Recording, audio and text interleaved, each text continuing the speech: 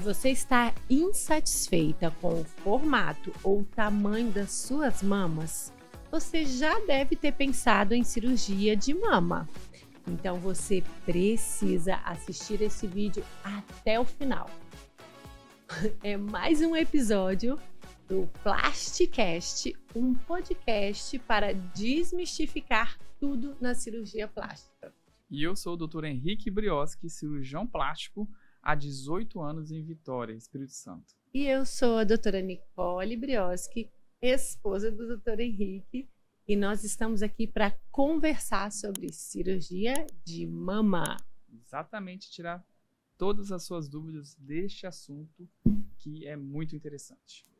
Hoje é uma das cirurgias que a gente mais faz, é cirurgia de mama, não é mesmo, doutor Henrique? Isso mesmo. E é o que eu adoro, amo fazer. E é interessante que a gente vê que a cirurgia de mama, como que ela transforma a vida da mulher. Porque vamos conversar, né? Às vezes a barriguinha a gente consegue disfarçar ali numa cinta, de um jeitinho. Mas a mama, às vezes não há sutiã, não tem bojo, não tem nada que resolva, né? E às vezes é importante a mulher ter um decote. Exatamente, principalmente depois da gestação, onde tem uma atrofia, ela evolui, fica menor e depois cai. Então isso para a mulher, nossa, vestir um biquíni para ir para a praia, fora ficar ajeitando, né, a mama no sutiã. A verdade é que a mama, ela representa muito da feminilidade da mulher, né? É aquela coisa do sensual, então isso é importante. E às vezes não é só uma mama grande, ou às vezes não é só a mama que caiu depois da gestação. Uma coisa comum que a gente vê no consultório é a paciente mais nova, muito infeliz porque ela tem mama pequena. E uma coisa que às vezes a pessoa adia essa cirurgia, não quer colocar prótese ou pensar, não consigo fazer agora, é por causa do pós-operatório, porque acha que tem que ficar muito tempo parada. Mas isso mudou. Fala pra gente um pouquinho agora como é hoje o pós-operatório de uma cirurgia de prótese de mama. Então vamos lá, gente. A prótese de mama hoje, chamada R24R ou prótese de recuperação rápida, ela acabou aquele conceito da paciente colocar uma prótese e ficar 14, 20 dias com o braço parado. Isso porque a grande diferença é a estabilidade do implante. Então a prótese hoje, 99% dos meus casos eu coloco por baixo. Então, no mesmo dia, a paciente pode movimentar com moderação os braços, que a prótese ela não vai forçar a costura, não vai abrir os pontos, não vai deslocar, porque ela está bem estável. Então, essa é a grande diferença. E ao fazer os exercícios, ela deve fazer, né? Ela vai fazer logo que acorda, 2 horas depois, de hora em hora, durante 5 dias, ou elevar o braço, para relaxar o músculo peitoral maior, e com isso, consequentemente, ela sente menos dor.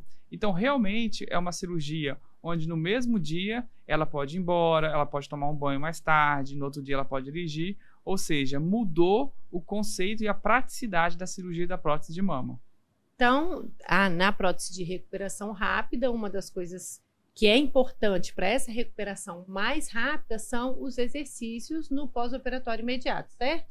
Essa paciente, ela começa já no hospital mesmo, antes de ir para casa, ela já vai fazer esses exercícios? Exatamente. Mostra pra gente como que são esses exercícios, que as pessoas não sabem, né? Então, demonstra, doutor, pra gente como que seria esse exercício de elevar o braço. Então, no mesmo dia... Doutor, levanta, faz o movimento. Vou fazer o movimento, ela pediu, não né? Pode ficar em pé, sentadinho mesmo, sentadinho você não vai mesmo. sair fora da Gente, câmera. é só levantar o braço, eu tô de interno aqui, mas você vai encostar o dorso da mão e abaixar. Isso você vai fazer durante 5 vezes, de hora em hora, durante 5 dias. Antes de você ir embora, no mesmo dia que você colocou a prótese, você vai fazer pelo menos 3 vezes esse exercício com a nossa fisioterapeuta para poder o quê? Poder ir embora. Então você vai ver que não é difícil realizar esse movimento. É como eu falo muito, como se a pessoa tivesse malhado muito, acumulado aquele ácido lático na academia no dia seguinte, onde ela vai alongar ali aquela musculatura para poder o quê? Diminuir a dor. E ao movimentar o braço a cada dia, a dor vai diminuindo a ponto dela chegar no consultório, falar no primeiro, segundo, terceiro dia, eu senti uma pressão, mas a dor foi diminuindo. Então, na verdade, os exercícios são para alongar a musculatura, né? Isso, não é você jogar vôlei, malhar acima de 15 quilos na academia, não. Isso tem um tempo. 30, 45 dias depois. Agora, elevar o braço é no mesmo dia. E é interessante, então, porque ela não vai depender de outra pessoa para as atividades rotineiras, né? Por exemplo, a pessoa arrumar o cabelo, a mulher lavar o cabelo no pós-operatório. Olha que maravilha, né? Ela pode fazer isso no primeiro dia, chegou em casa, ela consegue fazer isso, né? Lavar o cabelo, Consegue. pentear o cabelo, sozinho, sem ajuda. Sem ajuda. E ela deve fazer isso, porque fazendo isso, ela movimenta o músculo, alonga o músculo e não sente dor. Tem um cirurgião americano chamado John Tebbets, que ele fez exatamente isso, durante 5 dias do exercício, e ele chegou à conclusão que ao realizar o exercício, a dor diminui, tá? Então, tem pacientes que perguntam, doutor, no outro dia eu posso sentar no computador e eu trabalho online? Pode, sem problema nenhum. Isso é uma revolução. Então, não tem desculpa mais. Pós-operatório de cirurgia de prótese de mama é bem mais fácil, mais rápido, né, a recuperação do que era um tempo atrás, né? Exatamente. A gente pode ser bem exato. Eu coloquei prótese antes do João, né? Joana tinha 1 ano, então tem mais ou menos 12 anos. E nessa época eu fiquei 14 dias sem dirigir, 14 dias ainda pedindo ajuda, porque eu não podia fazer esse movimento. Então, e era isso assim não mesmo. existe mais. Mudou. E então a gente falou que isso é possível por causa dos exercícios, mas também por causa da técnica. E aí, então, fala pra gente o que é esse tal desse dual plane, o que é isso, qual que é essa técnica que dá essa estabilidade para a prótese? Explica um pouquinho. Antes de explicar a técnica, para a R24 acontecer, ela existe de alguns conceitos, depende de alguns pilares, né? Um deles é a técnica, então é comigo, eu vou explicar daqui a pouquinho. O segundo é a paciente entender o processo e realizar os movimentos de elevar o braço. Segundo é anestesista, né? Terceiro, ela é anestesista, porque ela tem que fazer uma anestesia que a paciente acorde e não muito ressaca. A paciente vai acordar depois de 2, 3 horas e ela tem que levantar, fazer os exercícios. E quarto, tem que ter uma fisioterapeuta que entende todo o processo, o porquê dos exercícios e explicar perfeitamente. Mas vamos lá, o primeiro pilar que eu falei então é o cirurgião, é comigo. E qual é a grande diferença? A diferença é que eu tenho que dar estabilidade a essa prótese. Por isso que é colocado por baixo do músculo, a gente chama de dual plane, porque 2/3 da prótese é colocado por baixo do músculo peitoral e 1/3 não. E esse 1/3 que fica sem ser colocado por músculo, eu faço a sua sustentação através de um fio farpado, que é um fio especial. Ele não é arame farpado, é um fio. Gente, não, fio normal, tá? Fio normal. E é um fio que, comparado com, por exemplo, um ponto do fio farpado, como ele tem várias garrinhas, ele equivale a 20 vezes mais do que um fio comum de um nylon, por exemplo. Por isso que uma sutura dele, ele é muito forte, a ponto de dar uma grande estabilidade do polo inferior e vedando aquela loja ali, permitindo que a paciente movimente o braço e a prótese não se mexa. Ela não se mexendo, não dá dor. Então, a grande diferencial é isso. Aí você fala assim, doutor, e por que não colocar uma prótese totalmente, então, por baixo do músculo e não fazer sutiã interno? O porquê disso, primeiro, eu não conseguiria colocar um tamanho maior que 200. Próteses um pouco maiores, né? porque ia depender. Então, para a prótese ficar totalmente baixo do peitoral maior, teria que ser uma prótese pequena. E você já sabe, né, em Vitória, como no Brasil, até no mundo, as próteses, né, um pouco maiores que 200, 250, 300 já tem ganhado mercado, né? E vocês gostam também de um colo bonito. E também a dinâmica que acontece quando você coloca a prótese totalmente por baixo do músculo. Quando você contrai o músculo peitoral maior, e se ela está totalmente dentro do músculo, ela vai parar lá no queixo. Então, quando a gente quebra ali a força do músculo, você consegue fazer, por exemplo, malhar e a prótese não ficar mexendo na dinâmica do exercício. Então, é um detalhe interessante essa questão da estabilidade, por isso o nome dual plane. 2/3 coberto pelo músculo, permitindo próteses maiores e não tendo essa dinâmica. E, ao mesmo tempo, com o sutiã interno, eu consigo dar essa estabilidade da prótese. Então, vamos lá. Na cirurgia de prótese de recuperação rápida, quando que a paciente pode voltar a dirigir? Teoricamente, ela poderia dirigir no dia seguinte, não tem essa restrição mais. Mas eu aconselho ela voltar a dirigir com em torno de 5 dias. Por que isso? Devido ela está se adaptando àquela pressão. Lógico que se ela tiver se no segundo dia ela tiver sem dor, ela poderia dirigir sem problema nenhum. Gente, é só você entender. Se ela pode elevar o braço, tomar um banho sozinho, dirigir ela poderia com 2 dias, tá? Mas eu aconselho ele pelo menos 5 dias aí para voltar a dirigir. Tá. Fazer atividades de casa. Ajeitar, trocar de roupa, tomar um banho, escovar o dente sozinha, ajeitar uma comida ali no micro-ondas, uma coisinha leve. Esse movimento ela pode fazer quando? No dia seguinte. No dia seguinte. E pegar peso. Por exemplo, se eu tiver um bebê aí até uns 10, 12 quilos, eu posso pegar esse bebê no colo quando? Pode. No dia seguinte também. Até 15 quilos pode. Então, no mesmo dia, você pode levar o braço, pentear o cabelo, tomar um banho sozinha. No dia seguinte, você pode dirigir, pegar até 15 quilos, preparar uma comida no micro-ondas. Olha que praticidade. Isso tudo é permitido porque a estabilidade da prótese permite isso tudo. E você realizando esses exercícios que tem que realizar mesmo, você vai diminuir a dor. Em torno de 5 dias, aí você movimentando o braço, diminui bastante essa dor no pós-operatório. E a paciente voltar ao exercício físico, né? Uma musculação, uma atividade física mesmo, uma caminhada. Quando que ela pode voltar na cirurgia de prótese de recuperação rápida? Então, para a esteira eu libero com 14 dias, movimento bem devagar. Com 21 dias, né? O ritmo devagar que eu tô falando, com 21 dias eu já libero malhar a perna, tá? E com 30 dias eu já começo a liberar membro superior, mas com moderação, né? E 45 dias já atividade física de impacto, como jogar vôlei, igual você gosta, Ai, que maravilha. handebol, Fosse hoje, né?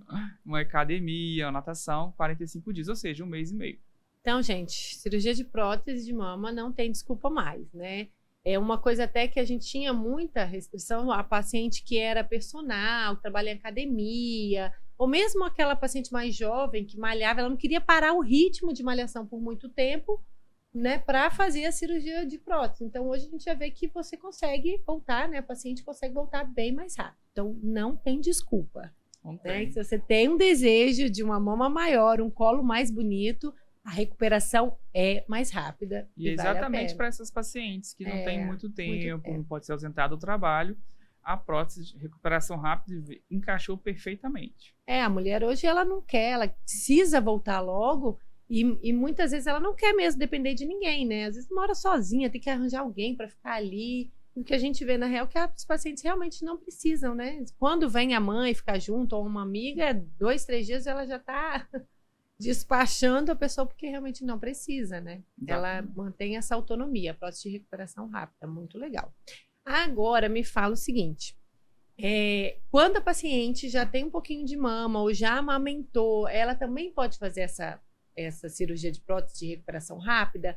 Para quem está só assistindo o vídeo, não foi na consulta ainda, como que ela pode saber, dá uma dica aí, como que ela pode saber da mama dela se a indicação seria prótese de recuperação rápida ou não dá para fazer recuperação rápida? Uhum. Então, para quem tem pequena flacidez de pele, na consulta eu vou ter que avaliar para ver se só colocando a prótese é o suficiente ou se tem que fazer a mastopexia. Mas uma notícia boa é que até nas mastopexia a gente tem realizado a prótese de recuperação rápida. Por que isso? Por causa da estabilidade da prótese. Todos esses conceitos que eu falei do all-plane, sutiã interno. E além disso, ao tirar a pele, eu vou tentar fazer uma mastopexia com a menor cicatriz possível, seja o mini T, seja o L. E também eu uso uma cola cirúrgica que dá uma estabilidade à pele ali durante 14, 21 dias. Ou seja, eu tenho realizado com sucesso as cirurgias de prótese com mastopexia e com recuperação rápida. As pacientes têm falado e têm conseguido sim realizar os movimentos sem problemas, sem complicações nenhum. Então, mas a indicação mais precisa é a mama pequena, então, né, que aí é só colocar prótese, ou uma mama com uma flacidez pequena, uma leve flacidez, certo? Certo. E nas mamas muito grandes, volumosas, que teria uma cirurgia maior e tal, tem como fazer recuperação rápida? Então, na verdade, as mamoplastias hipertróficas, chamadas mamoplastias redutoras, né, às vezes até associado ao implante para dar uma consistência, a gente faz alguns movimentos com moderação até a altura do ombro, mas acabou aquele conceito de ficar totalmente parado. É lógico que a recuperação é um pouquinho mais lenta, mas também é mais rápida que antigamente. Muito legal. Então, a cirurgia de mama avançou em todos os sentidos, né? Não só na cirurgia de prótese, a mastopexia e a mamoplastia. E eu acho que o grande avanço na relação a isso é a estabilidade do implante. a técnica por baixo do músculo. Tá. E aí, e tem alguma dificuldade para quem vai malhar depois, pelo fato da prótese estar por baixo do músculo, ela vai ter alguma restrição de movimento, há alguma restrição para quem faz a musculação de membro superior mais forte, se existe isso?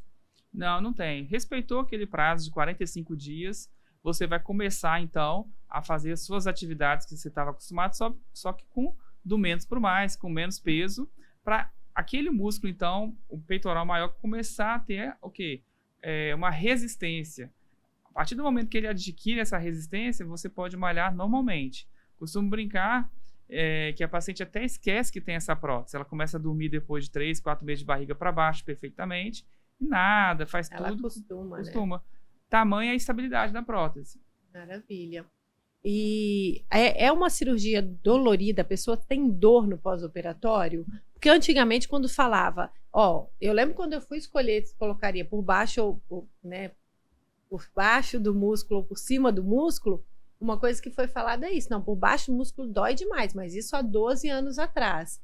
Então, hoje em dia, isso não é real mais. Não existe não é um pós-operatório dolorido, né? Não tem aumento de dor. Então, realmente não tem essa questão, principalmente porque ao elevar o braço, né, de hora em hora, fazer todo o nosso protocolo, né, da recuperação rápida, esse músculo que realmente doía no passado, ao alongar, como eu falei antes, né, como se tivesse malhado muito, acumulado ali uns ácidos láticos, você alongando o músculo vai tirando essa dor, tá? Maravilha. Então, realmente, assim, melhorou muito a questão da dor. E hoje, é lógico, que a gente tem remedinho para quem tem um pouquinho mais de sensibilidade, sente aquela pressão no primeiro, segundo dia, a gente pede para tomar de horário e, a partir do terceiro dia, a gente já pede para parar todos os remédios para dor e começar só com a dipirona, tamanha confiança na técnica. Não, hoje mudou, né? O pós-operatório de cirurgia de prótese de mama hoje realmente é incrível. As pacientes, elas retornam às suas atividades muito rápido, elas não dependem de ninguém e quase não reclamam de dor. Às vezes, o primeiro, segundo dia, um desconforto, uma pressão, mas é bem tranquilo, mudou muito. Agora, vamos falar um pouquinho da mama depois da gestação. Então, essa mama caiu, cedeu, tem muita pele, murchou, né, que acontece depois que o neném para de amamentar. Então, qual é a indicação, né, para corrigir isso, para ter um colo bonito de novo? Explica um pouquinho, então, sobre essa cirurgia que a gente vai realizar na paciente depois de ter filho. Exatamente. A gente pode até estender um pouquinho para quem emagreceu. Você sabe que a mama, ela é constituída de pele, né, de subcutânea, que é a gordura, e de glândula mamária. Então, durante a gestação, devido à produção lá dos hormônios que produzem o leite, progesterona principalmente, há o aumento dessa glândula que produz o leite. Então, realmente, a mama aumenta de tamanho. É quando a mamãe fica feliz com as suas mamas. Nossa, usa aquele decote ali e tal. E realmente fica com o colo bonito, porque houve um aumento ali da mama à custa de quê? Da glândula que está produzindo o leite. Só que depois que ela para de amamentar, em torno aí de sexto mês, a mama murcha. E cai, porque é a relação conteúdo-continente. Se você diminui o conteúdo, o que está em volta, ela acaba cedendo, né? E isso acontece demais, principalmente depois do segundo filho, né? E elas me procuram no consultório falando, doutor, realmente a minha mama agora cedeu depois da gravidez e está um volume, um tamanho pequeno. O que a gente pode fazer, né? E a solução para esses casos é a mastopexia, né, com o implante. Porque com ou sem implante, né? É uma dúvida, prótese, né? Implante, a prótese. Quando a gente pode colocar ou não essa prótese, né? E quando não utilizar, o que vai definir vai ser o tamanho da glândula que fica ali. Realmente, a maioria das vezes ficam pequenas, então por isso que tem que associar a prótese de mama para dar aquele a consistência, um volume de colo, uma textura firme, aquela mama arredondada. E é essa cirurgia que eu mais faço, então, é a mastopexia com prótese, por baixo do músculo, faço o sutiã interno, uso a alça. Vou até falar um pouquinho da alça. A alça muscular, gente, é o seguinte, tem um cirurgião plástico, eu fui até nele também, chamado Dr. Marcelo Ono, onde ele pegou um pedacinho do músculo peitoral e também deu estabilidade à prótese para não ir para o lado. Então, essa alça empurra a prótese sempre para cima e para o meio. É o que é mais bonito. que é exatamente o que? A prótese mais alta e para o meio, né? Exatamente isso. Então, é um conceito de sutiã interno, alça, ou seja, esses nomes bonitos, na verdade, é tudo o quê? Para impedir que a prótese desça, diminui o efeito da gravidade. E como que é interessante que antigamente só a pele sustentava uma prótese de 350, 400. Não e tinha essa ideia, né? Que para ter um colo bonito, a gente tinha que botar 400, 500 ml, que realmente ficava bonito. Mas depois aqui a pele cedia. E hoje a gente consegue dar um colo bonito e proporcional com implantes menores. Lógico que às vezes eu coloco um pouco maior, dependendo do gosto e respeitando sempre a anatomia, mas mudou, gente. A técnica tem dado mais estabilidade. Então, na técnica submuscular, a prótese, né, a mama, tende a cair menos do que quando eu uso essa prótese por cima do músculo, certo? Certo. Maravilha. Porque só a pele não vai aguentar a prótese. Né? Exatamente. E uma outra coisa que algumas pacientes falam, que tem prótese por cima do músculo, seja só a prótese ou numa mastopexia, que depois de algum tempo, essa prótese se movimenta. Isso aconteceu comigo. Eu lembro que a prótese se movimentava e às vezes você ia deitar, ela se espalhava, é um pouquinho diferente. Isso não acontece na submuscular. Exatamente, uma prova viva, a Nicole. Depois que ela teve o João, né? Ela colocou a prótese, se não me engano, 330 por cima e 380. ficou 380 atual. Ah, sim, é verdade. 340, prótese, é verdade, é a primeira vez. Foi depois da Joana, você me confundiu, é muito filho, você confundiu. É muito filho. Então, a primeira cirurgia de mama foi só colocando a prótese por cima e ela tinha pouquinha flacidez, consertou a flacidez. É até interessante isso. Depois do segundo filho, eu fiquei com a mama muito pequena, mas não tinha muita flacidez. Então, só colocar a prótese resolveu. E ficou bom. E ficou bom por um tempo. tempo. Só que realmente, depois do João, terceira gestação, ela aumentou de tamanho, diminuiu e acabou cedendo. E aqui é muito comum. Se não fosse a gestação, poderia ser o tempo, a variação do peso, o próprio engordar e emagrecer. Então, assim, porque realmente a pele pode abrir uma estria, né? Depender só da pele é complicado, né? E, no caso aí, quando a gente coloca essa prótese, então, por baixo da musculatura e ajusta a pele, deixa essa pele bem firme, essa prótese dificilmente, lógico que ela laceia um pouquinho, ela bascula, ela cai um tiquinho, até porque a gente quer, porque no começo ela fica bem alta. É bem diferente. Quando eu vejo as fotos... Então, foi exatamente o que a gente fez, né? Então, depois eu tive a Joana, passaram-se aí alguns anos, a prótese cedeu, eu engravidei de novo, o terceiro, e aí engorda, emagrece, enfim. Aí a mama cedeu de novo, só que agora tinha uma prótese, então eu tinha excesso de pele também, né? Aí foi feita a mastopexia submuscular. E aí, agora a prótese não mexe, né?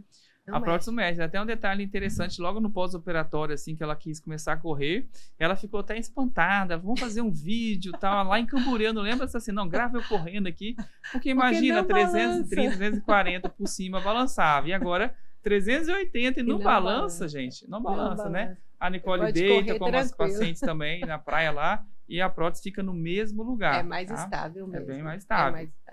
E é interessante, né? Vantagem.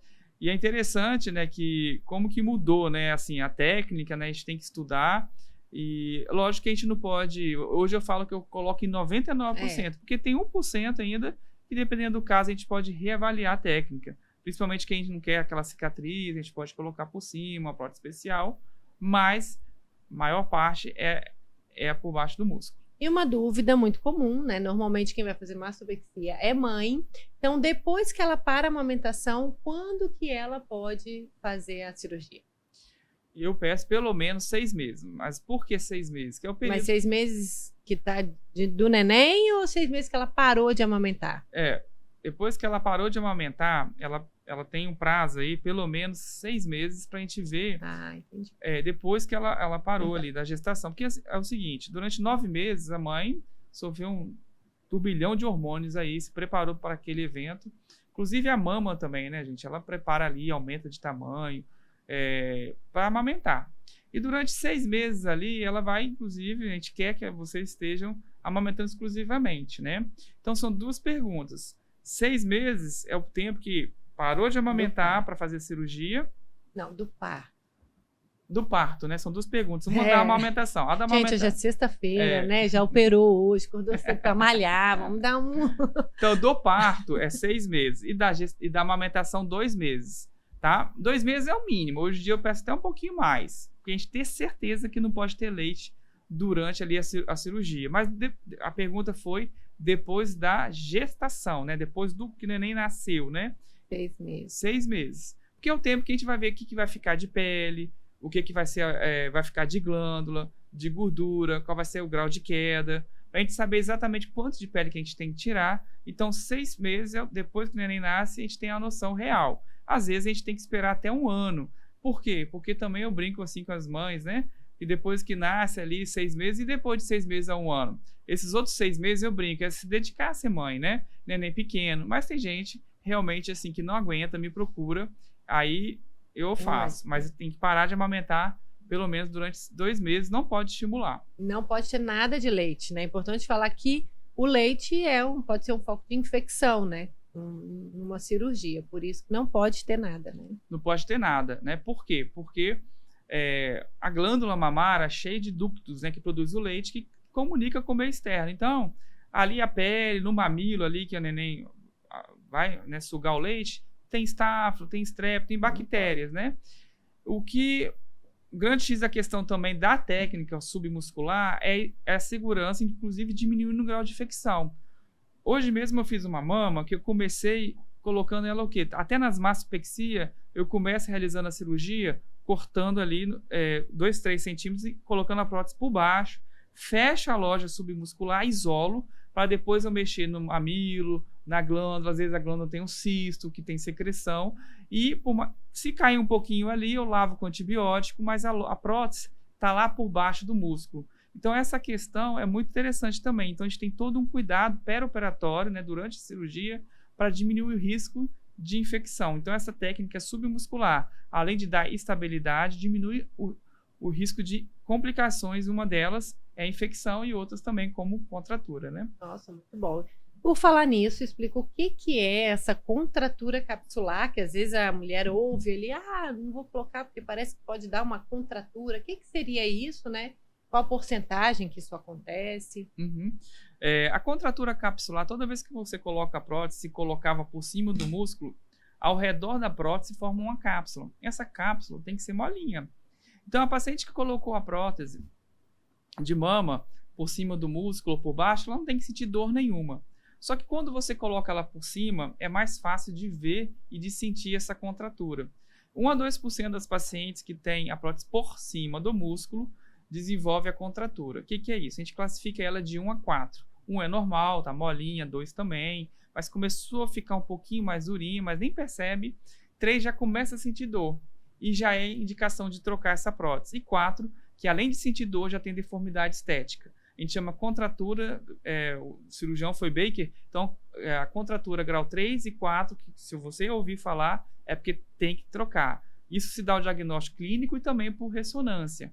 Tá? Então, normal, a cápsula está molinha, né? Então, o que acontece? Hoje, eu já coloco essa prótese por baixo do músculo. E a incidência de contratura por baixo do músculo é 0,0001, vamos dizer assim. É bem pequenininha. Então, assim, se eu já estou colocando ela por baixo da musculatura, quer dizer, eu estou prevenindo o risco de ela ter contratura, tá? E se ela tiver contratura por cima do músculo, a indicação é tirar tudo e colocar por baixo. Se eu já estou colocando ela por baixo, eu já estou tratando uma possível complicação. Doutor, pode ter contratura por baixo do músculo? Na literatura tem descrito. Eu nunca peguei, tá? Por quê? Ela ficar espessa ali por baixo da musculatura é difícil, porque ela está protegida. Interessante eu falar também que tem estudos que comprovam que a contratura capsular é devido a uma infecção, né, bacteriana que ficou, chama de subclínica. É aquela infecção, por algum motivo a bactéria ficou lá, latente, ela ficou ali, alojada ali dentro daquela cápsula, e foi, dentro da mama ali, e foi formando aquela cápsula lentamente. A prótese por baixo do músculo, por esses princípios que hoje eu sigo, que é o princípio da prótese de recuperação rápida, que são 14 passos, e um deles é lavar a luva, lavar a loja e colocar ela por baixo do músculo, a ponto de que você pode trabalhar na glândula, que eu acabei de falar. Se tiver um cistinho, não vai aumentar o grau de infecção. Então, diminui até o risco de ter uma contratura exatamente por a prótese estar protegida por baixo do músculo, tá? Então, vale muito a pena essa técnica submuscular. Até pouco tempo atrás, eu não fazia, gente. Vou te falar a verdade, eu até entendo alguns colegas... Já tem 5 anos, já é o 5º ano. Mas quando eu fiz a minha residência médica lá no Rio de Janeiro, no Marcílio Dias, lá no Rio de Janeiro era muito comum colocar uma prótese de poliuretano, né, por cima do músculo. E durante 5 até uns 10 anos atrás, eu colocava e eu falava até mal. Falava mais de 10 anos, que quando eu coloquei era por cima do músculo. Isso. E eu falava bem assim, não. Eu falava para minhas pacientes que tinham aquelas mãos pesadas, não coloca não, que vai dar o tal da dupla bolha. A prótese vai ficar, se você botar por baixo do músculo, a prótese fica aqui em cima e o bico cai, a mama escorrega. Exatamente porque não conhecia as técnicas. Então, a partir do momento que eu comecei a estudar a técnica, atualizar, né? Eu comecei a entender que o problema não é da técnica, e sim de quem executa a técnica, né? De quem está atrás do bisturi. Então, realmente, assim, não tem desculpa. Você tem que evoluir, estudar. E hoje eu consigo ajustar essa glândula mamária, essa pele, dando estabilidade. Então, a partir do momento que eu dominei a técnica, hoje eu não tenho mais o waterfall, que é a prótese nariz de Snoopy, ou efeito cascadas, né? Ninguém nem quer saber esses nomes, né? Esses nomes bonitos, que é como ou se a seja, mama... a prótese ficar fora do lugar, o peito cair, né? Não ficar legal.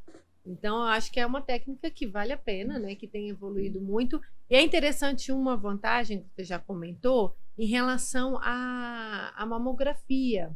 Né? Quando você tem a prótese por baixo do músculo, o exame, tanto o exame físico quanto de imagem para triagem, né? Para screening aí de câncer de mama, é melhor.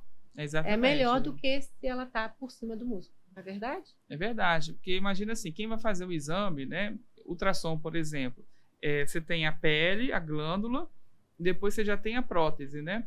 Se você coloca a prótese por trás do músculo, você tem uma estrutura ali, vamos dizer assim, na frente da prótese, então isso facilita ali o radiologista dar o diagnóstico de um nódulozinho menor, né? Então, tem estudos que comprovam que a prótese por baixo do músculo atrapalha menos a dar um diagnóstico de um câncer precoce. Agora, uma dúvida muito comum na cirurgia de mama, tanto a prótese de mama quanto a mastopexia com prótese, é o mamilo perde a sensibilidade? Isso é verdadeiro? Como que funciona isso? Então, vamos lá. Em relação ao aumento primário ou só colocar a prótese, não, porque você faz um corte embaixo no sulco da mama e você nem chega perto do mamilo, tá? Lógico que ali naquela fase que há o edema, às vezes a pessoa fala, poxa, tá um pouquinho alterado, mas logo aí 1 mês, 2 meses, desinchou ali um pouquinho e já recuperou totalmente, tá? Agora, em relação às mastopexia, quando tem que tirar o mamilo, levantar ele, para colocar, né, na posição certinha, há uma diminuição. Agora, perda total da sensibilidade do complexo areopapilar, eu nunca tive. Já tive paciente que falou, doutor, diminuiu um pouco, né? Agora, realmente, perder tudo, não. E já teve paciente que falou, doutor, até aumentou a sensibilidade. A Nicole pode responder para você. Não, eu acho que não, diminui um pouco, parece mais transitório, né? Mas a tendência é voltar quase que 100%. Claro que eu acho igual você falou, às vezes quando é uma cirurgia maior, né? Mamas maiores, em que a manipulação, né? Seja um pouquinho maior, esse aumento aí, essa perda da sensibilidade pode ser um pouquinho maior. Mas total realmente não acontece nas mastopexias, certo? Certo. Joia. Agora, para a gente ir para o nosso finalzinho aí do nosso podcast, a gente vai falar um pouquinho sobre quando a mama é grande demais, quando é uma mama pesada, que incomoda, né? Qual a solução para essa mama? Então, eu costumo falar o seguinte, que a mamoplastia redutora, que é esses casos de mama muito grande, não chega a ser só a questão estética, mas também funcional, né? Imagina uma adolescente, 16, 18 anos, que está com realmente questão genética, principalmente, uma mama muito grande, né? Então, ela relata dor na coluna, ela relata dificuldade de achar uma roupa, né?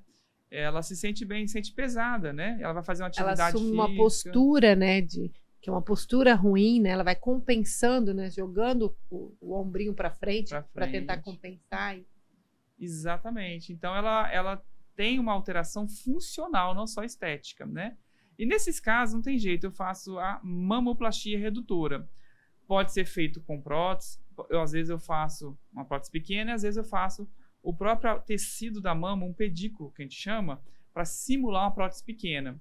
E o que define isso é na consulta, eu mostro fotos para paciente assim, ó, sem a prótese o colo fica mais natural, mas fica bacana, porque a mama era muito grande e está mais natural, mas o colo mais natural realmente. Agora, se ela quer diminuir, né, um alívio e ter um pouquinho de colo, eu boto uma prótese lá de 180, 200 ml, só para ter um pouquinho de colo, tá? Então é possível sim na mamoplastia colocar prótese, tá? Mas a grande X da questão é realmente que a mamoplastia redutora traz uma mudança, não só estética, mas também de alívio para as minhas pacientes. E qual a idade que essa adolescente poderia fazer já essa cirurgia de mamoplastia redutora? A partir dos 16 anos, que é quando há o grau de formação, né? O tecido mamário, a mama se forma por completo ao redor de 16 anos de idade. Então, a partir daí já pode. Antes disso, não adianta, porque a mama vai crescer ainda, então não vale a pena. E na mamoplastia redutora, se ela faz na adolescência, né, ou antes de ter filhos, porque a mama está muito grande, enfim, ela pode ter dificuldade para amamentar depois? Tá, isso é uma pergunta interessante e importante que nas consultas eu falo, né? É que é o seguinte, realmente pode interferir. Nenhum cirurgião plástico do mundo pode falar assim, eu vou fazer uma mamoplastia ou uma mastopexia e você vai amamentar 100%. Não pode. Por quê? Tira um pedaço da onde é produzido o leite, que são as glândulas, o canal, que são os ductos lactíferos, né, que leva o leite até o mamilo. Também, às vezes, a estrutura ali é modificada, lógico que fica alguma coisa, né? Tem pacientes minhas que amamentaram, né? Normalmente, tem gente que amamentou e teve que complementar, e tem gente que não conseguiu amamentar, né? Quando, às vezes, eu tenho que fazer uma mamoplastia mais radical mesmo, uma redução muito grande, aí geralmente não consegue. O que eu falo é o seguinte, se você não tem pretensão de ter filhos, realmente é um adolescente, 16, 18 anos aí, e que tem uma vida, nem namorado tem, e tem uma mama muito grande, eu explico bem para a mãe, para ela, e explico essa troca. E falo que o que pode acontecer, ela vai ter que dar um não, algum leite depois, e se ela abre mão desse sonho de amamentar. Se ela topar, beleza. Se não, eu recomendo ela ter o neném primeiro, né? Para depois ela realizar a mamoplastia redutora. Então depende muito se ela está casada, se ela pensa em ter um filho logo. Porque se tiver casada e quiser ter um filho logo, vale a pena ter o filho para depois fazer a plástica. E no caso de só colocar a prótese, tem alguma interferência com a amamentação? Uma prótese de recuperação rápida, né? Não tem, tá? Quando eu só coloco a prótese, o corte é feito lá embaixo, eu não mexo no bico, e a prótese é colocada por baixo da musculatura. A glândula que produz o leite, os canais que levam, estão todos preservados, tá? Então pode ficar tranquilo que quem só faz o aumento primário, amamenta normalmente. Muita gente não faz cirurgia de mama porque tem medo da cicatriz. Como que hoje, com os avanços das técnicas, né, você poderia falar quais são os tipos de cicatriz que a gente pode fazer numa cirurgia de mama, numa mastopexia? Eu sempre tento fazer, a partir dos cursos que a gente vai estudando, a menor cicatriz possível, né? A menor cicatriz que tem, né, de mastopexia, eu costumo falar que é um pirulito, que ela é vertical só, né? Isso é para casos... Em volta da areola e um vertical. Isso, é igual um pirulitozinho, em volta da areola e vertical. Esses casos são casos muito, muito selecionados, são casos que têm muita pouquinha pele, certo? O que é mais comum, o mini T, onde você faz o corte, introduz a prótese e ajusta aquela pele com o menor corte possível. Foi o caso de hoje, onde a paciente tinha até uma mama considerável, duas filhos, mas tinha pouca pele. Depois que eu fiz o curso do Marcos Bard, né? Lá no sul, ele faz tal da short scar, que em inglês quer dizer cicatriz pequena. Marcelo Ono também. Tem várias pessoas que a gente foi fazendo o curso que se preocupou em passar isso para os cirurgiões plásticos do Brasil. E não é difícil, né? Você faz uma compensação interessante, né? Que na nossa época, 15 anos atrás, a gente aprendeu com Ivo Pitangui, né? Ele era vivo e ele se preocupava muito com só a forma. O tamanho da cicatriz era grande e a gente puxava tudo para baixo, era mais compensação horizontal. Hoje Ou seja, a cicatriz ia muito para lateral, né? Era super comum, né? Porque a compensação era horizontal. Hoje a gente compensa muito na vertical para o corte horizontal ficar pequeno. E isso é legal, porque isso houve uma mudança da técnica para melhor. Então, hoje a gente consegue então fazer o mini T, fazer o pirulito e também, atualmente também, lógico que isso é um conceito antigo, mas o Adel, ele tem feito curso também, tem pregado muito o L, né? E a cicatriz do L eu tenho feito também, lógico que na hora da cirurgia, eu sou bem honesto com minhas pacientes, eu falo, ó, se a perninha do L ficou muito grande, eu faço o mini T. E, teoricamente, eu consigo fazer em L em todo mundo, até nas grandes. Mas por que, às vezes, colocar um L tão grande, a perninha do L lá, tão grande, se você pode colocar um mini T, né? A perninha do L, o que vai acontecer? Ela vai sair quando você colocar um decotezinho ou um biquíni, ela vai sair um pouquinho para lateral, né? O T, você às vezes vai conseguir esconder melhor. Então, faz todo sentido só ser L se essa perninha daqui não for muito para trás, pra né? axila ali e tal, exatamente. Né? Então, assim, eu tenho procurado fazer o L para evitar aquele corte na parte medial, se for pouca flacidez, o mini T ou o pirulito, né? Agora, aqueles cortes grandãos, na época lá do Yves Tanguy, né, que cortava, né? Isso aí a gente tem evitado, praticamente não tem acontecido mais. Hoje eu brinco, Henrique, eu fiz a minha mastopexia acho que tem 4 anos, né? Mastopexia há 4 anos, e há 4 anos já mudou. Eu acho que se você fosse fazer a minha mama hoje, a cicatriz ainda seria menor ainda, ou em L, né? Pelo tipo de mama. Então, as técnicas cirúrgicas, elas vão evoluindo. E a gente precisa, né, como mulher, as pacientes, né, a gente precisa conhecer, precisa se informar, porque às vezes a gente tem medo de algo porque não conhece, né? Exatamente. Então, hoje a cirurgia de mama evoluiu muito. Recuperação mais rápida, cicatriz cada vez menores, e também a estabilidade do implante, ou seja, retorno rápido, né? Retorno rápido às atividades. E outra coisa, né? Hoje precisa ficar trocando a prótese a cada 10 anos? É uma pergunta frequente também, não precisa, tá? Hoje eu costumo falar o quê? Que o representante fala que a prótese tem garantia vitalícia, né? Que é isso? A prótese hoje, lá muito tempo atrás, a prótese era salina. Ela era silicone, dentro era soro fisiológico, e algumas próteses até estouravam. Eu recentemente peguei uma paciente que eu operei nos Estados Unidos, até coloquei antes no story exatamente isso, que uma furou, outra não.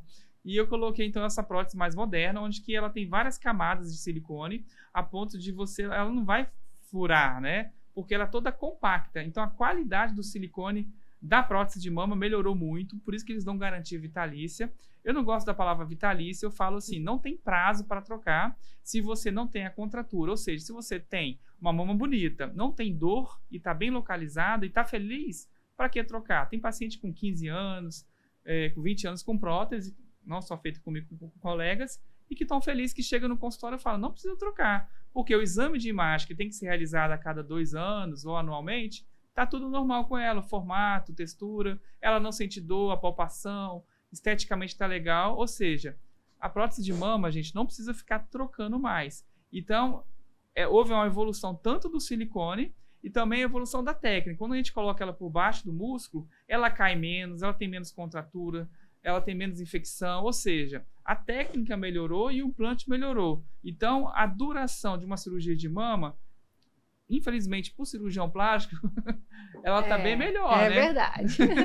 Uma coisa simples, mas que eu lembro que há muitos anos atrás, até quando eu coloquei silicone a primeira vez, falavam, né? Olha, depois você coloca a prótese, fica sempre de sutiã, e sutiã firme, topper, então, senão sua mama vai cair. Então, hoje, na técnica submuscular, existe algum tipo de orientação de você malhar com top bem firme, ou usar sutiã firme para a mama não cair? Não, se a mama tiver a prótese bem estabelecida ali na loja e tiver na mastopexia ou na prótese de aumento primário, tiver bem pouquinha glândula, pouca pele, não tem sentido aí. Lógico que você vai botar, né, um topzinho ali para tampar o mamilo e tal, mas não tem aquela questão de sustentação igual por cima do músculo, tem que ajeitar porque fica aquilo ali balançando, não. A prótese, ela fica bem estável e não há necessidade, inclusive, de você usar uma roupa sem sutiã, é perfeitamente possível. A verdade é que a maioria das mulheres que fazem cirurgia de mama, né, com prótese submuscular, nunca mais usam sutiã. É, assim, libertador. Exatamente. É ótimo. Né? Então, essa facilidade, essa evolução. Né? Eu acho que a cirurgia de mama, ela é uma coisa bem interessante da gente falar, que a cirurgia de mama, eu brinco que ela é muito... a gente se sente muito bem de fazer, porque a paciente muda realmente, né, a vida dela, mexe muito com a autoestima, tanto a mama muito grande como a mama muito pequenininha, né? Normalmente elas voltam no consultório com uma roupinha decotada. Elas vão com uma roupinha tampando, mas elas voltam com uma roupa decotada. A questão da autoestima, né? Como que é importante a mama, né, para a autoestima da mulher, né? E isso mexe mesmo, né? Com isso, tem maridão que chega lá no consultório acompanhando lá até com ciúmes e começa a querer fazer plástica para acompanhar essas mulheradas aí, que realmente, assim, veste roupas mais bonitas, né? Agora, uma coisa interessante é falar de tamanho, né? É isso que eu ia falar, pra gente acabar mesmo. Como que escolhe o tamanho da prótese? Essa, vamos dizer assim, é uma das top 1 aí, quando chega paciente lá para... E, assim, vou dizer alguns pilares, assim como tem, né, alguns conceitos importantes, passos, né, para a gente poder seguir para escolher o tamanho. O primeiro passo, o primeiro pilar, o primeiro item, vamos dizer assim, para escolher o tamanho, eu pergunto para a paciente, como que você quer a sua mama? Então, é a expectativa da paciente. Ela fala assim, doutor, eu brinco assim, você quer chegar chegando? Você quer ser vista quando chegar numa festa, aquele colo bem marcado? Ela fala, isso aí, doutor. Ela fala, não, doutor, eu quero uma mama. Eu sou discreto, mas eu quero uma coisa proporcional, que eu me sinta bem. Então, essa é a primeira pergunta. Então, se ela já fala assim, eu quero chegar chegando, ela quer um tamanho grande. Primeiro pilar, expectativa da paciente. Expectativa da paciente. Já sei que tem que, se for grande, tem que ser 350, 400, né? Agora, segundo pilar, né? Segundo tópico aí é a anatomia, né? Tem gente que tem 1,50 m e tem gente que tem 1,70 m. Tem gente que tem o tórax largo e tem gente que tem um tórax estreito. Então, uma prótese de 300 ml para uma pessoa pequena é grande. Então, assim, a anatomia é muito importante. Nessa hora, eu mostro até, às vezes, foto de mamas totalmente juntas, a gente chama de simastia, porque não foi respeitado, né, o tamanho do tórax. Então, eu faço uma medição na prática mesmo. Pego uma trena e meço, 12, 13, eu falo, 13, uma prótese de 300, e vou explicando para ela. Então, um fator também importantíssimo que eu levo em consideração é a anatomia. Tamanho do tórax. Tamanho do tórax. O terceiro fator que me ajuda muito é quando a paciente tem fotos também, né? Lógico, assim, ela printa, ela fala assim, eu quero... eu gosto dessa mama, eu quero da sua esposa, muitos falam. Mas então, isso ajuda, porque já tem, não, ela quer um pouquinho maior. E por último, nada melhor do que a paciente se ver com o tamanho, né? Principalmente para mamas, pacientes que vão colocar prótese, né, primariamente, a gente tem um programa chamado Vectra, que é um programa de computador, onde a gente vai ter uma máquina, a gente tira a foto na real ali e vai fazer uma projeção no computador e simular ali os tamanhos de próteses. Então a paciente se vê, doutor, eu acho que eu quero uma coisa proporcional para mais. Então já bota ali 300, 350, e às vezes eu coloco assim 250 e 400 para ela ver nela os extremos, né? Então ali, questão de 5 minutos, enquanto a gente está conversando ali, a Cíntia ou a Bruna fazem ali a simulação e ela vai se ver. Então ali ajuda demais, não só para ela, como para mim, às vezes, nas assimetrias mamárias. Às vezes eu vou só colocar a prótese e tem uma mama meio diferente da outra, o computador me avalia, ó, a diferença dessa mama aqui para outra é de 50 ml. Então, às vezes eu coloco 300 em uma e 350 em outra. Ou seja, o Vectra, que é esse simulador de prótese, além de ajudar na escolha do tamanho para paciente, me ajuda no meu planejamento cirúrgico. Ou seja, a tecnologia, gente, trazendo segurança e também ajudando ali a escolher o tamanho da prótese. Então, eu falei esses conceitos na escolha do tamanho da prótese, né? E quando já aconteceu da paciente, doutor, eu quero uma prótese de 400 ml, mas, tecnicamente, não vai ficar legal, e aí, o que você faz? O que eu faço é a simulação mesmo. Aí eu mostro para ela ali que a prótese ela já está bem, ela já encosta no meio, ela já vai para a axila. Então eu falo assim, tá vendo? Tá te dando a sensação de que você tá gordinha. Ela vendo a foto, ela mesmo desiste, né? Ela mesmo desiste. Então, por isso que a tecnologia é a nosso favor. E eu tenho fotos de pacientes que mesmo assim temaram e que acharam lindas. Eu mostro, elas tomam um susto. Assim, eu tenho lá uma fotinha de 400. Porque igual você falou, a primeira coisa é a expectativa da paciente, né? Às vezes ela quer isso, né? Mas eu acho que o mais importante, né, é isso de você entender que a escolha do tamanho tem vários fatores, né? E às vezes a paciente vai ter que confiar mesmo no médico, dentro da expectativa dela e o que a técnica pode entregar para ela que ela possa Mas é interessante essa escolher questão da expectativa, porque teve também semana passada uma que queria 150. Eu convenci ela a colocar 180. Mas por quê? Porque ela queria uma coisa assim bem natural Discreta, mesmo. Ela já né? tinha feito mama E redutora, ela era muito né? magrinha. Muito magra. E ela já tinha tórax estreito. Então ela tinha esse conceito. Não, eu quero uma coisa assim só pra... Eu convenci 180 e ela tá feliz da vida. Eu teria colocado um pouquinho mais, 250. Então, assim, a expectativa da paciente hoje, para mim, é o top 1, vamos dizer assim. O que ela quer. Porque mais importante do que o doutor Henrique, né? Que o doutor Henrique gosta de minhas mamas grandes, né? Mas é a expectativa da paciente, isso eu respeito. Então, às vezes, não é o que eu quero, é o que ela quer dentro de uma possibilidade também que eu possa entregar. Então, se eu posso entregar uma mama menor e ela vai se sentir bem, beleza. É interessante falar que às vezes a pessoa fala que fazer cirurgia de prótese vai deixar a mama muito exposta e tal. Claro que tem gente que vai querer usar um pouquinho mais de decote, outros não, mas não é só isso, né? É para restaurar um volume, né? Te dar, você ficar satisfeita com a sua mama e não necessariamente ela vai ficar aquela mama que todo mundo vai, nossa, fez prótese. Não é, pode ser feito sim, um tamanho bem proporcional e discreto, né? Então isso não tem esse tabu. Gente, é muito legal falar sobre cirurgia de mama. Eu acho que tem muita coisa ainda para falar, mas não dá, né? Vamos deixar para o próximo capítulo. Mas cirurgia de mama vale a pena, recuperação mais rápida hoje, as técnicas com cicatrizes menores, né? E mesmo na mamoplastia redutora, ainda assim essa cirurgia, a cicatriz pode ser menor também, né? É importante a gente falar isso. Acho que não sei se a gente falou, que mesmo na mamoplastia redutora, né? Tanto na mastopexia, mas também na mamoplastia redutora. É o que eu acabei de falar. Hoje o conceito, o vetor é vertical. Acabou com aquela coisa de compensar a cicatriz para baixo, ser grande. Então a gente consegue diminuir a mama, né? Compensando ela mais na vertical. Então a gente tem essa preocupação, inclusive nas mamas redutoras também, de ter uma cicatriz menores. E pode ser feito, é interessante a gente ressaltar que cirurgia de mama pode ser feita de forma combinada com outras cirurgias, né? Que é a que a gente mais faz, que é a cirurgia da mamãe, que é a mama makeover, que é a combinação da prótese de mama, ou da mastopexia, ou mamoplastia redutora, com lipoabdominoplastia, ou lipo de dorso, contorno corporal. Certo? Sim, a combinação, né, é muito válida por alguns fatores também. Primeiro, que você vai se planejar uma única vez naquele ano ali para fazer a cirurgia. Então, ou seja, no mesmo pós-operatório, você vai...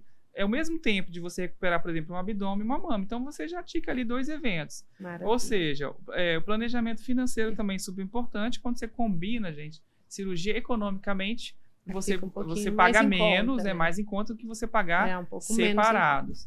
E para quem trabalha também, né? Você vai tirar uma férias só. Para quem é profissional liberal, né? O planejamento em família também, o maridão... Vale a pena. Né, vai ficar feliz, né? Um tempo só ali, a mulher E se você quiser saber mais, você volta lá que a gente tem outro episódio só sobre cirurgia da transformação da mamãe ou Mommy Makeover. Então, se você quer saber mais sobre a cirurgia de mama, continue acompanhando aqui no canal e também no Instagram. A gente está sempre postando os casos de antes e depois, e falando um pouquinho do dia a dia, né, da cirurgia de mama. E cada vez que você souber mais sobre a cirurgia, menor vai ser o medo e mais coragem você vai ter. E fazer, então, a cirurgia, restaurar sua autoestima, usar um decote, usar o biquíni, do jeitinho que você quer. Ou seja, não tem mais desculpa para você adiar o sonho de fazer essa cirurgia de mama. Por quê? Tá mais rápida a recuperação, certo? E você pode voltar ao seu trabalho, às suas atividades dentro de casa de uma maneira mais rápida. Então, programa isso aí, realmente conhecimento é tudo. E eu fico muito feliz de estar te ajudando aí a vencer esse medo e ter o conhecimento e entender os processos que a gente faz lá no consultório. E é isso aí, esse foi mais um episódio do Plasticast e até o nosso próximo encontro. Até mais.